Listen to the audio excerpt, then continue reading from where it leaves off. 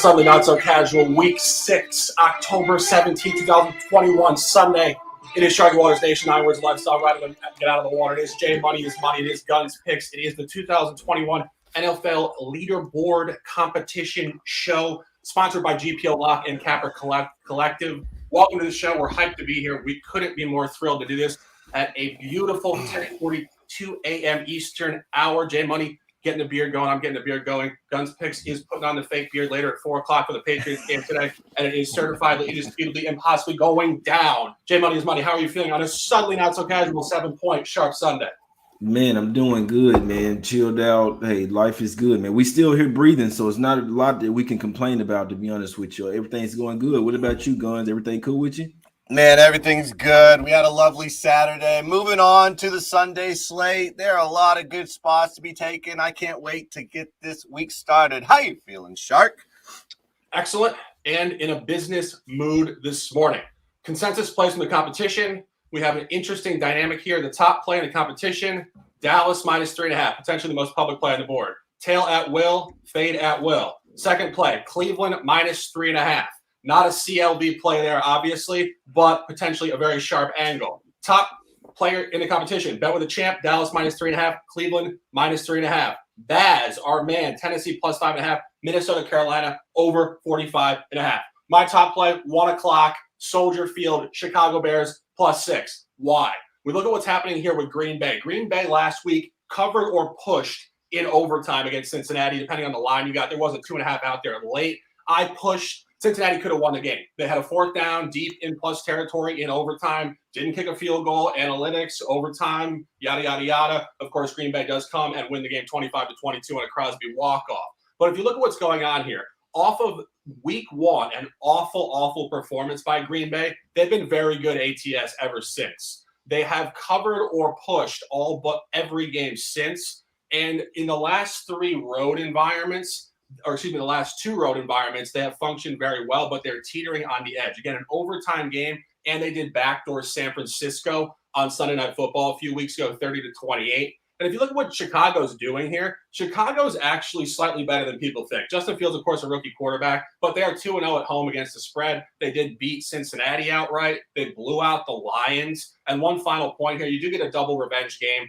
Aaron Rodgers is 21-4 last 25 against the Bears, mostly the Jay Cutler Bears. The double revenge game last year, the line functionality within the division is very important.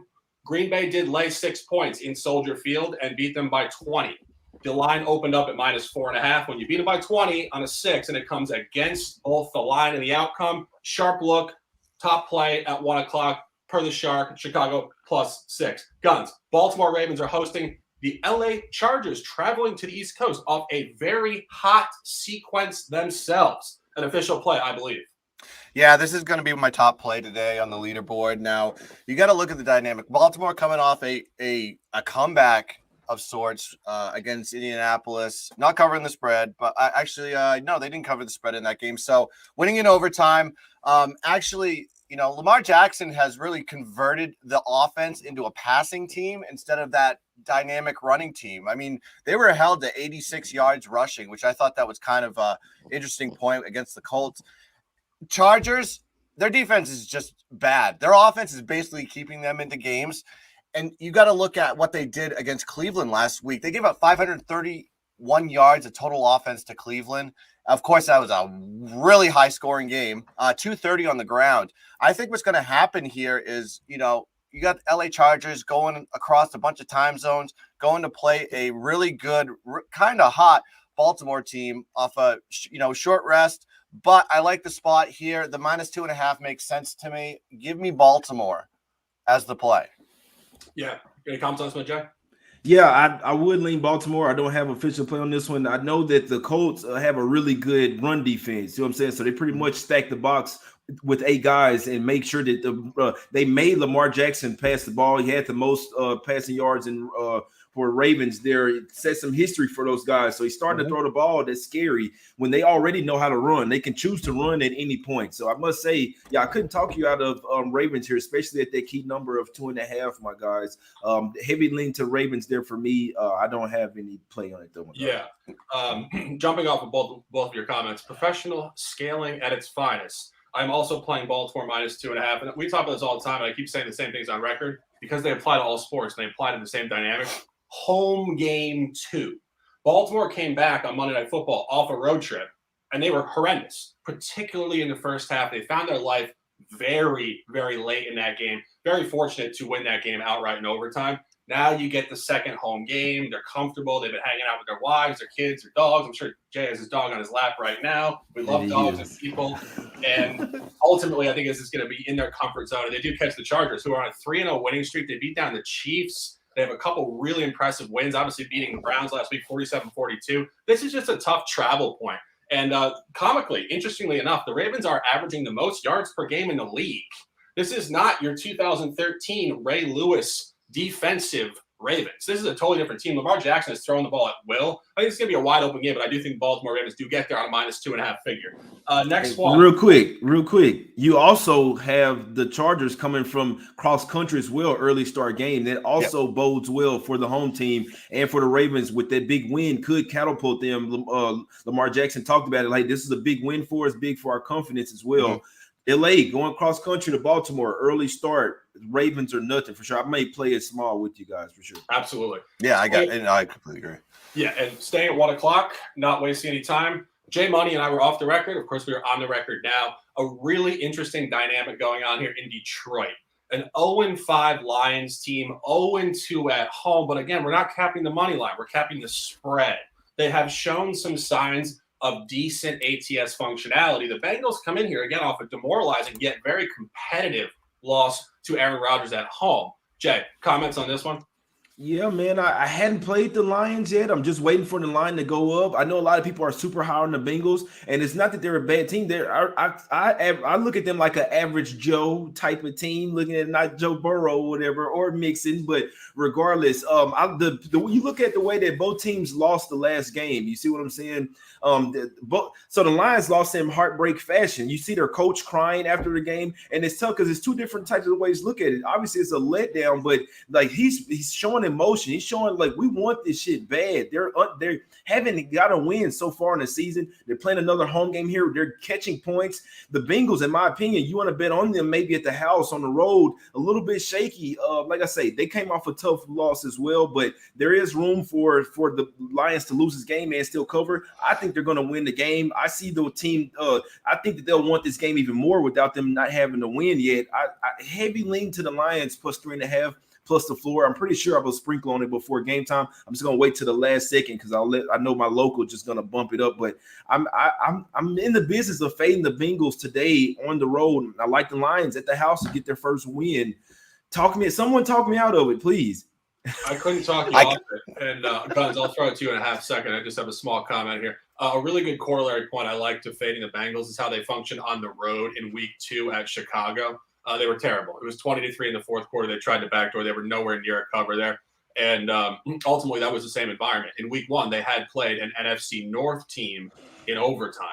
So we talk about when you find really specific environments. This is very specific. Week 1, North team at home, overtime. Then you go on the road to what's considered a bottom feeder in the NFC North. It's very similar line. I think Detroit's a really sharp look here. Guns?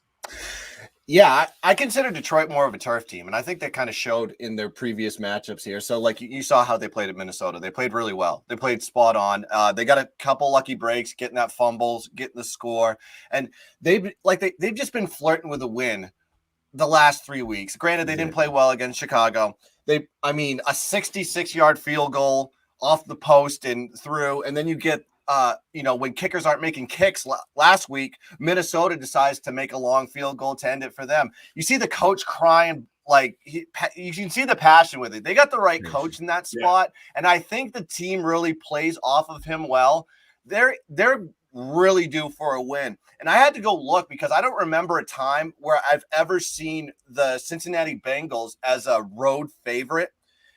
It's the second time they've been a road favorite in 4 years. That's how often they're a favorite on the road.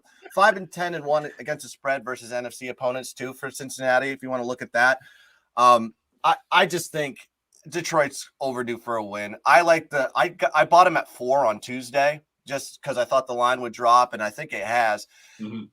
I would even put a little extra on the money line just because I think they're overdue for a win. A little sprinkle just on a there. sprinkle. Yeah. There's still a little 4 out salt there. bag. Still a couple fours.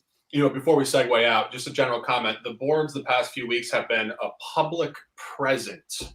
And we do see this every year in the NFL. Of course, this is the first year we are very blessed with this opportunity to do this amazing show. And I respect both of you guys. Amazing to work with. But there's always a week mid-season. Always a week mid-season where the public just gets absolutely crushed. It's coming. This could be it because you're seeing a lot of funky spots here on the board today. Yeah. And I'm glad you said that.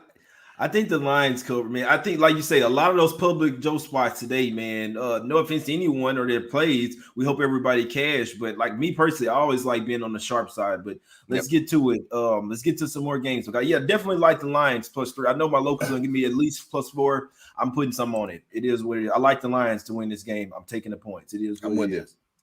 Yeah, absolutely. And let's just keep it going down the line here. Colts coming in here, obviously off that demoralizing loss on Monday Night Football, hosting the Texans. Guns, I think you're an official here.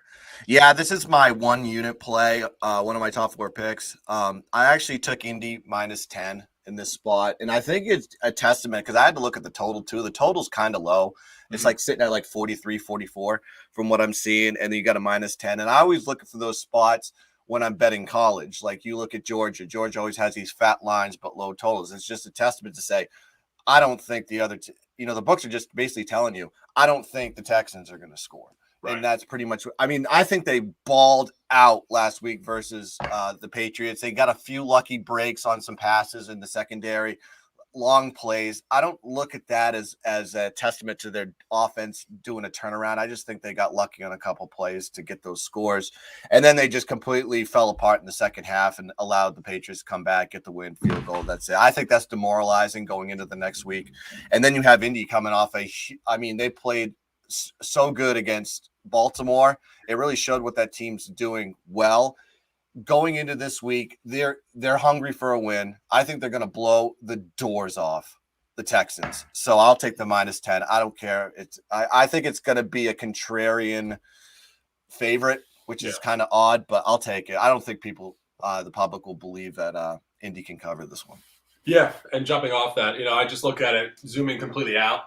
When you showcase in the NFL 2 teams with the same record, 1-4 in the division, and one team's laying 10 points, that is historically very, very strong. Same record in the division. These are supposed to be tight games, and you have the same record, 10. Huge number for a reason. And you go back through the Texans' schedule. Of course, Davis Mills, the pride of Stanford, before our boy McKee out there not covering spreads for us last night. But staying course here. Off of what was a backdoor loss on Thursday Night Football to Carolina, they did go on the road to Buffalo. Buffalo laid a similarly strong figure, adjusted for Buffalo's quality, -17, and they blew them out by 40. And I think Indy's just waiting to blow the doors off somebody. They almost beat the Rams at home, which was representative. They lost to the Seahawks in week 1. They've been close. They got backdoored last week. They are just primed to slaughter. Jay? Yeah, I don't have anything on this one. They did smack the shit out of Miami in a must-win game. I mean, hey, I'm probably gonna say what the public's gonna say, which means it's good for you to cash, but I can't trust the Colts laying 10. But like I say, that's good for you because that's what everyone's saying, and it is somewhat a contrarian fave. I'm not taking the Texans. I can tell you that they did almost beat the Patriots. Really probably deserved to win that game, but regardless, I don't know. I can see the Colts smacking them up, especially if they play the way they did versus the Ravens. I know I'm not betting Texans, so that's it for me.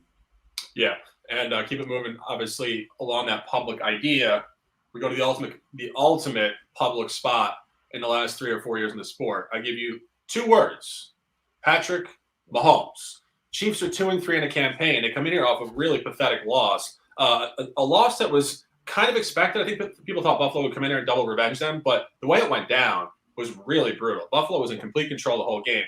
And now you see a big public market split. Chiefs are getting a lot of action here, not so much sharp action. However, Washington could be a tough buy. Guns, any comments here? Yeah, I mean, I don't really have a play on this one just because of the spot. The Chiefs, I mean, getting just beaten to death by a team in a revenge spot last week, and it really was a Sunday public play to take Buffalo, and the spot worked perfect for Buffalo. I felt they were going to blow the doors off of them too. So now you got the Chiefs going on the road as a 6.5, 7-point favorite. Is probably going to be the biggest liability in the books today. I mean, because I think a lot of people are going to think the Chiefs are blowing the doors off. I tend to agree in this spot, but I'm not going to take it just because they don't cover ever. They get in these spots. They're always a favorite, and they always find a way to keep it close. So maybe Washington can do it. I just don't trust that team. I think their defense is awful this year. When everyone says it's good, it's not. I don't know. I'm going to pass on this one. But if I had to lean, I'd say Chiefs. Yeah, Jay, anything here? My bad. Got to unmute my mic, man. My dog's snoring as he is every Sunday morning. Every time I'm doing a show, he's right here in my lap. But regardless, I can't take football. Like I need at least a plus 7.5 for the football team here. I don't think they have enough. Even though the Chiefs defense is Swiss cheese, I don't trust the Washington football team to exploit their weakness. You know what I'm saying? They don't have a strong enough offense, in my opinion. The Chiefs what I'm saying is the defense may look good against this football team. You just asked them to win by a touchdown. I think the Chiefs could go, and the football team defense hadn't been the same this year as well. I don't think they can score enough. They can keep up with the Chiefs here. They know they've been lackluster to start the year, 2-3. I think they win this game by 10 points, by at least 10 points easily. I would be on the Chiefs here, -6, -6.5. Even though it's public, Joe, I do think they hadn't been covering. You know what I'm saying? They're 1-4 against the spread. I do think that this is one that if they get going, they could cover this one with ease, in my opinion. Yeah, I would agree. I'm not playing it, but I would agree. I would not back Washington here. Washington is 0-2 ATS at home. They burned me against the Giants on a primetime game a couple weeks ago. The defense, again, it's fool's gold. I mean, they got a bunch of names on that roster, but I don't know who the DC is. This scheme is definitely not connecting with the roster group. It's not a good look. And one final point. Again, we say it all the time. Chiefs are the 2015 Golden State Warriors. If they want to blow you out, they can. And off an insulting loss, we saw it happen at Philly. They won 42-30 on a -7. It hovered the whole game, and then bang, fourth quarter, 2 straight touchdowns, cover. I think you might see that today. I think they might win the game, a high-scoring game by 7 to 10 points. Next one, we're going 1 o'clock again. Panthers hosting the Vikings. This is a tough game for me. Both teams coming here on similar dynamics. You have very similar, you have very similarly graded roster groups. And the Panthers are fool's gold. The Panthers won 3 games to start the season against the Jets, Giants, and they caught the Saints napping off of what was a massive win prior to that. So I don't think we really know who the Panthers are. Of course, McCaffrey's out. That's a contaminant point. And the Vikings were solid at Arizona in a road outcome in week 2. I'm giving you basically all the reasons why I have no side here. Guns, do you have a take, or should we keep it moving? I mean, the Vikings getting a lucky win against the Detroit Lions at home. They played. I just consider that okay, you just came out flat. Usually when you come out flat the week before, you usually come out strong the next week. I don't really know who the Panthers are. It seems like they're just, yeah, you're right. Fool's gold. They play weaker competition. They blow the doors off of them. They go against a stronger opponent. They underperform. So, I mean, it's 2.5. I probably lean to the dog at home, but I have this feeling that the Vikings are going to show out today too. So yeah, it's I lean to the Panthers, but it's not an official play for me. Yeah. Jay, anything here? Yeah, nothing. I don't want to trust. I know that the Vikings play well in Arizona, and it is like somewhat representative to this spot. But me personally, with my own money, I don't trust. I don't put money on Kirk Cousins on the road. So it's just a rule of mine. I don't care. I'm not doing it. So nothing for me on this one. Yeah. Okay. Sunday, 7-point Sunday sharp, Sunday, 11 a.m., officially 11 a.m., the hour that everybody else starts their show. We come on 15 minutes before to give you guys premium access to the trifecta. Guns picks, the gun, J Money's money, and the shark himself. We're going to the top plays. They happen to be at 4 o'clock. 4 o'clock, you get the Oklahoma Sooner battle. Kyler Murray coming into Cleveland. Baker Mayfield coming off a road trip and a revenge game. You go back a couple years ago, Kyler Murray did insult Baker Mayfield in his rookie campaign in 2019, and you have a lot of elements here. And I refer to you, J Money is money with a top play on a suddenly not so casual 7-point sharp Sunday. Yeah, man, I'm on the Browns. I've been on it pretty much all week ever since it was at -2, -2.5. Money line was at -130, up to 170, -175. Now, I like the spot. I mean, for one, why are the Cardinals underdogs here? They're a 5-0 team, the lone undefeated team in the NFL. They are on the road here, but the fact they even opened up as an underdog was super fishy to me. I think the Browns show representative effort here at the house, and pretty much a must-win type of game if you're really trying to kick off your season. Do you want to be mediocre, be 3-3, or you want to take a step up and be 4-2 here? Obviously, coming off a tough loss in the game that they should have won. In theory, could have a letdown, but I just don't see it today. Obviously, it's injuries on both teams. When the COVID news broke about the Cardinals not having their play caller, it's almost like in basketball not having your star point guard out there. They can really throw things off, even if you have the players to win the game. Not having that game plan, not having the right plays to be called at the right time, really should come to fruition, in my opinion, in this game for Browns backers. Browns -3, my top play of the day. I like it. Yeah, no disagreement from me there. One thing that I'm a little bit alerted to here, I think you could see this be a Browns second half cover. I think coming off of the road trip, similar to what we saw with the Ravens last week, they might come out a little bit off center here, but I do think Cleveland is by far the sharp look. I might tail this one myself. Guns, any comments here? Yeah, I do agree with Jay on this one because listen, the weather is going to be windy as hell. Mm-hmm. And what does Kyler Murray do? He passes. That's his game. They're not really a strong running team. And Cleveland is a strong running team. That's their test. That's what they do. They run the ball. They put up 230 yards rushing last week versus the Chargers. It was a bad loss. I mean, they got pummeled in the second half. They should have won that game. They had full control, and then you just let the Chargers come back. I think they're going to really show out. I know that the personnel's banged up, but I bring you to what happened with Oregon when they lost their offensive coordinator the last 2 weeks. They've lost outright. I don't mean to bring college, but I just want to go to that point. Once you lose your play callers, it's you got players running around going, what do I do? What do I, what's going on? That is more of a detriment to a team than losing personnel, like actual players. So I know Cleveland's banged up, but I'm going with Cleveland on this one because coaches are more important to a game than the players are. And the Cardinals banged up as well. Kyler Murray's throwing shoulder, right shoulder is pretty banged up. And if I'm not mistaken, Clowney and Garrett should be in for this one. So that should help with their run defense against the Cardinals, in my opinion. Like you say, 15-20 wins here. I like the Browns here for a lot of reasons. I really love them even before I knew that the play caller, the QB coach, and the head coach / play caller Kingsbury is out for the Cardinals. It just makes me like it even more. Shark has a point here. I don't think the line is moved up enough, but we have to keep in mind that most of the public is taking the points with the 5-0 team. Simply put, not even looking into the game, injuries, anything. Probably don't even know that the damn coach is out. 5-0 team, they're taking points. Put me down for it. I'm going the other side. I'm going with the home team here. I'm going with the Browns, and I like the revenge angle with my guy Shark saying that as well. We know Baker Mayfield liked to show up against other top-tier quarterbacks. He took the loss last week versus Herbert. I think they get it done today. I told my guy Shark, I said the Browns win this game by at least a touchdown, and I'm sticking with it. I'm on the -3, so it is what it is. I'm trying to cash it. Last undefeated team. Yeah, absolutely.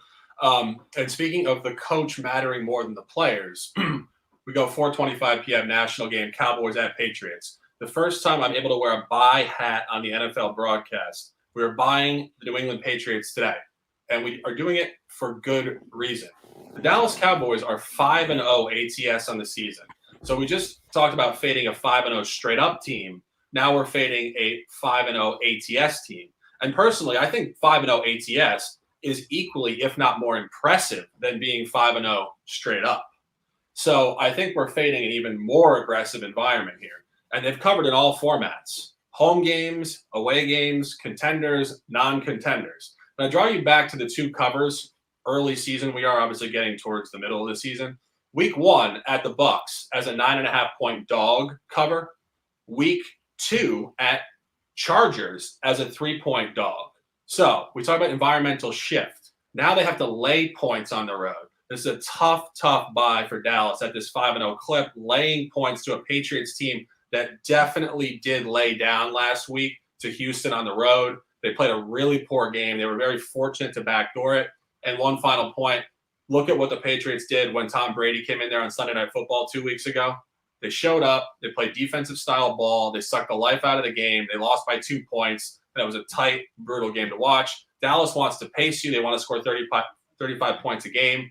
And I think that segues us to another official from the gun, a total in this game. Yeah, this is one of my other top plays. I like the under in this one, and I think if you like the Patriots, you should like the under because that's how the game scheme that they're going to try to do is keep the offense off the field. Mm-hmm. They're gonna try to control clock, similar scheme as they did with Tampa. You saw what happened there. That Tampa electric offense, and they were able to contain them, hold Tom Brady back. And they actually had a chance to win if they didn't miss that field goal. They bonked it off the field goal, and that was at the end of the game, and that was it. And that was a very public play, by the way. And Cowboys are another public play. I think a lot of people with that short line, public just jumped on it, and it's dropped to 3. It opened at 4, dropped to 3.5. I think in this spot you're going to see the real coach come into this spot. I don't trust Mike McCarthy, at all. I think he's a bad coach. And I think it's about time to jump off. Eventually, you're going to have to jump off the ship of the Cowboys because they're going to let you down eventually. And I think this is probably the spot that's going to happen. So I do like the Patriots, and I like the under. And the under is probably a bigger play for me than the Patriots. But I'm probably going to play both. I'd go with the under. Me personally, I heavily lean to under here. So look, let me see the line. The over and under opened up at 48. It's been bet up to 50 and a half, 51. The spread opened up at Cowboys -1. It's been bet up to -3.5. Did touch 4. It's coming back down to 3.5. But regardless, it's crazy because I see we can't say it's the same as versus the Bucs because obviously it was Tom Brady come back to the house. That was the Patriots Super Bowl. I'm not on the Cowboys here, but I do view the Cowboys and the Bucs as the same type of teams. Very high power offense. The defense is like a little bit above average. So like the Cowboys, we got to start giving their defense some credit now, especially what Diggs is doing. I mean, damn, how many interceptions does he have on the season, man? It seems like every game he has a pick. I don't have a play in this game. It's tough, man. Because I know the public's going to be on the Cowboys. I'm even hearing them saying, hey, there's no way that they don't win, or I don't see scenarios. It's a tough game. I'd be on the under side. I still lean Cowboys not at 3.5. Like I can see it being a close game, but I can't see even though they have a better coaching, it's still not that same versus the Patriots. That was their Super Bowl. Like literally, they won their game. They even traded Gilmore after. It's like, all right, fuck it. We don't even care about the rest of the season now. But I can see scenarios with Patriots. It's one of the sharpest calls today. I'm not on the Cowboys, but like you say, Patriots game plan would have to be slow down Dak. You know what I'm saying? Lean under here. That's the only thing I could do. Patriots have to win with their defense because Mac Jones is he's the new check down king. They got rid of Cam Newton and then now they got Mac Jones. He's the new check down king of the what's called it. So I don't know, man. Tough game, heavy lean under, my guys. Yeah, exactly. And we came into the broadcast and we said this is potentially the week that the public gets crushed. And this is a public special. Again, we define public bets as just basically doing the obvious things that we know, but we also know are not sustainable winning in the betting industry. 4:25 p.m. Broncos Raiders, last game before we talk about one more on Sunday Night Football, which is an official play. Broncos come in here in a funky environment off 2 losses. They're hard to figure out, though, because they did clean up some bad teams, very similar to Carolina in the first 3 weeks of the season. Then they came back and they got their quality check 2 weeks in a row against the AFC North, a home loss to the Ravens and a road loss to the Steelers. Now they come back here and they get the Raiders in the ultimate funky environment with an interim coach. I would lean Denver here if I had to take a play. I think a coaching change can go one of 2 ways, but in this environment, I think it goes south.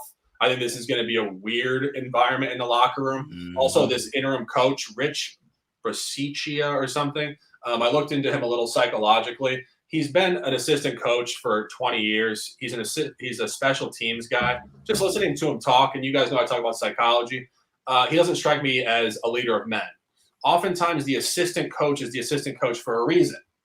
And he's a little bit more of a dad figure. He's definitely a little more of a, patch the wound after the coach blasts your ass type of thing. That does not strike me as the type of guy that's really going to energize this group. And again, the John Gruden thing really, I think, is going to disrupt this locker room. One final point. Last year, Denver did lose at home in the season finale. This is a double revenge game. They got beat twice last year, and the line is moving towards Denver pretty significantly. They were laying a smaller figure last year and lost outright at home. I believe they were laying 1.5 and lost outright. And this comes in at -4. We talk about it all the time. When you lay 1.5 and you lose, and then the next year in the same matchup, the same stadium, it comes up to 4. Odds makers are telling you a good story here. Disruption in the Raiders locker room. Double revenge game for the Broncos. Teddy covers at home off 2 losses and 2 awful offensive performances. I think Denver's the sharp look here. I might play it personally myself. Guns, any comments here? Yeah, you never know how those coach firings or resignations resonate with a team. It either brings the team together or it just divides them completely. This locker room, I don't know how they're going to come out today. I mean, the line is basically telling you a story here. The Raiders really hadn't been playing well regardless. I mean, they got the doors knocked off them by the Chicago Bears last week in embarrassing fashion. But there was a lot of distractions there going around during that time period. So I don't hold them to that. But yeah, I think if I had to lean, I'd probably take the Broncos in this spot because I just think, they're organized. Teddy covers, 2 losses.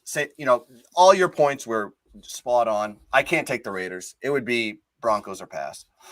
Yeah. Jack? So, guys, I love taking the team after they fire the coach. A little bit different situation with Las Vegas. They started out pretty hot, as the Broncos did. I don't think Vegas is that good. I think their offense is mainly one-dimensional. It's hard to the tight end, man. Y'all know who I'm talking about. I forgot his name right now. Yeah, Waller, exactly. Yeah. A baller as well. Waller is a baller. But I think their offense is actually pretty simple, man. It's not hard to contain. You look up the Broncos, what do? They play defense. They ball out and have a lot of team speed on defense. So, and they're at the house and off 2 straight losses, if I'm not mistaken. So they were the ones that they started off hot as well. They don't have as much going on as the Raiders do. It's Broncos or nothing for me. And the line is moving up. This is one where, like Shark said it perfectly, this is one where the coach firing the whole situation could just take the team south, and I already think they were overperforming anyway. So just me, I know their defense, the defensive line is just playing a lot better this year. They got some guys over there, but it's still Broncos or nothing for me at the house. I can see them winning this one by a touchdown. So I hadn't bet it, but I would heavy lean to Broncos for me, and the money is still on Vegas as well. I'm seeing 70% of the money still on Vegas. So people still not sold, or they think that they're going to come in here and cover this game, or think that the Broncos are still fool's gold. So we'll see what happens. Yeah, 100%. And maybe I'll add that officially later, but I got to see. Only 11:15 a.m. here, obviously. 8:20 p.m., however, we have a primetime game that has lost a bit of its attraction. Russell Wilson, obviously, out of the lineup. Insert Geno Smith. Uninspiring unless you're at a frat party at West Virginia 6 years ago. You find Pittsburgh coming in here on a -5, and I do believe the gun has an official take. What I love to do is when a new quarterback comes in, people automatically write him on, especially backup quarterback. Geno Smith has taken snaps before. Geno Smith is a spread coverer too, because he's always a dog. I think he's 9-2-1 as a starter when he's against the spread when he's a starter. I thought he played really well coming into the game last week. I kind of saw spots where he was actually crisp throwing the ball. Granted, the last throw was a horrible throw. He threw it right to the corner for the interception. I won't hold that against him. Also, Carson is out for the running back, so it's kind of like we always joke about the Ciroc game. I feel like this has got that Ciroc P. Diddy on the plane going down to Pittsburgh, getting the boys ready. I think Seattle playing a lackluster Pittsburgh Steelers team might get the upset here, but I'm just going to go with the spread +5.5. Give me Seattle, Geno all day long. Yeah, I couldn't disagree. And thank you for segueing us to October 19th, Tuesday, NBA season begins. Ciroc on Ice model will be in full effect. We'll be on there probably middle of the afternoon, Jay Money. And Jay, close them out with your take on this one, and then we will ride the wave on a beautiful Sunday. Yeah, it's Seahawks are nothing for me. If so, this line was at 2.5, and this is one of those where the line has just moved too far, in my opinion. Maybe Steelers might be -3 at the most. -4.5, -5 is just too much. We can't forget that the Steelers aren't the same this year. No Juju Smith-Schuster. Not sold on Ben Roethlisberger. My guy, your father time is undefeated. Not saying that he can't still play a good game or two, but in this one, I know in theory the Steelers want to get this one. They want to lean on their defense. What I saw from Geno Smith right after the rush went down, the very next drive, he takes him down the field. They were driving for a while, and then it kind of settled in on him like, hey, I'm not really prepared for this. But when you come in, it's like a shot in the arm, kind of like, let's go. And it's almost the same thing when we took the Dolphins versus the Raiders. First game, no Tua. Here comes Brissett. Okay, he has starting time. He's has time as a quarterback starts as far as in this league. I know Geno Smith hadn't started a game in 4 years, but I still think the surrounding team could possibly rally around him. And the Steelers this is a down year for them. I think they're laying too many points. I might wait. You talk about a public special. This is the last game on the board tonight. When everybody lose their money, they try to go to the Sunday night game and make their money back. Everybody will be on the Steelers here. It's Seahawks or nothing for me. I'm pretty sure I'll put some on this one at the last second. I think the Seahawks lose by 3 at the very worst in this one, my guys. Yeah, no disagreement whatsoever. And closing out, my official play is Chicago +6, New England. The buy hat is engaged, +3.5, Baltimore -2.5 on the East Coast at 1 p.m. Thanks for watching, guys. We appreciate your interactions immensely, more than we can describe. Not only are we trying to put cash in your pockets, we're trying to give you a snapshot to how we think and act to win in life. If we can have this conversation with you, we all win, and we want to win only. Guns Picks, any final comments? Man, let's just have a beautiful Sunday. I mean, a lot of plays on the board, and like you said, the public's going to get burned here quick. I mean, last week they actually cooked the books. So take that, books always get it back. It's coming. So just be cautious of it when you're taking those high public favorites and overs. That's all I got to say. And I want to make one final comment. Sponsorship from this GPO Lot Capper Collective. Thank you for doing the work you do. And we're glad to distribute the content. Leader, that with the champ, and Baz 125409819. That's Twitter for you. And the legend himself, Jay Money. Close him out on a beautiful 7-point Sunday. Guns, real quick. Recap them with your plays real quick, and then you, Shark, and then I'm going to close this out. All right, so I got my 2-unit plays are Dallas, New England under 51, Baltimore -2.5.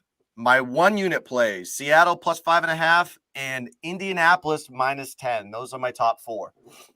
Love them. What's up? What are we doing, Shark? What's the officials? Just dropped it while Jay was tending to the dog, but I'll do it again because we're all dogs. No, I didn't hear him. Chicago +6, New England +3.5, Baltimore -2.5. Love it, live it, dominate it, respect it. Jay Money, final words, and recap your top 405 play in Cleveland. Hey, I need the Browns come through for me, man. -3. Like I said, I hopped on the money line as well early, -130. So I'm on them actually both, but official Browns -3 needed. No, hopefully there would not be an undefeated team by the end of the day. Personally, I will be sprinkling on the Lions +4, and then also tonight when everybody tries to bet this Steelers line up, hopefully it just goes up even more. But I will be taking most likely I'll be taking the Seahawks at the last minute, sprinkling some personal plays. Lions and Seahawks personal, but I'm still on them. Official Browns -3 top play. Let's cash, my guys. I appreciate my guy Guns Picks coming on here with me. Appreciate my guy Shark and Sports as well. Y'all follow him on Twitter. If you're watching on Twitter, at least you could do is hit the retweet, hit the like button. We're just trying to get engagements. We're doing this free for you guys. We're not asking for anything in return except for engagements. Leave those comments, hit the like button, subscribe to the channel, and retweet the show if you can, man. We appreciate the hell out of you guys. All love and respect. Let's cash some tickets. It's us against the bookies. Let's cash, my guys. We out. Peace.